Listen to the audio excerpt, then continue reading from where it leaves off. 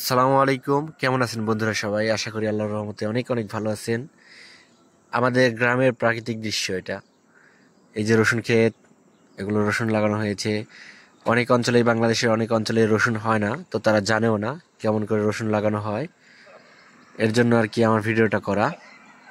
রসুন গাছগুলো দেখতে এমন হয়, এগুলোকে উঠিয়ে শুকিয়ে গাছগুলোকে কেটে তারপরে রসুনগুলোকে বাজার প্রক্রিয়াজাত করে আপনাদের হাতে পৌঁছানো হয়। আমি আপনাদেরকে রসুনগুলো দেখাবো। Just 1 second. তো বন্ধুরা, এইটা হচ্ছে আমার, এটা আমাদেরই ক্ষেত, রসুনের ক্ষেত। ঠিক আছে, এখানে আমাদের রসুন লাগানো হয়েছে 2 বিঘার মতো।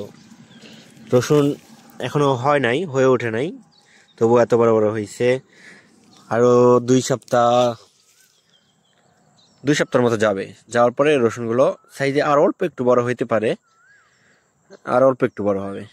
তো একজন কৃষক রসুন লাগানো থেকে শুরু করে রসুনকে ঘরে নিয়ে যে আপনাদের হাতে পৌঁছানোর আগ পর্যন্ত কতটা পরিশ্রম করতে হয়, এটা শুধুমাত্র একজন কৃষকই জানে। আর আমি ট্রাই করবো ইনশাল্লাহ, আগামীতে যখন রসুন ওঠাবে, রসুন উঠিয়ে বাজার প্রক্রিয়াজাত করবে, কেমন করে ওঠানো হয়, কেমন করে প্রক্রিয়াজাত করা হয়, সবকিছু আপনাদের মাঝে তুলে ধরার চেষ্টা করব। বাই বাই, আল্লাহ হাফেজ।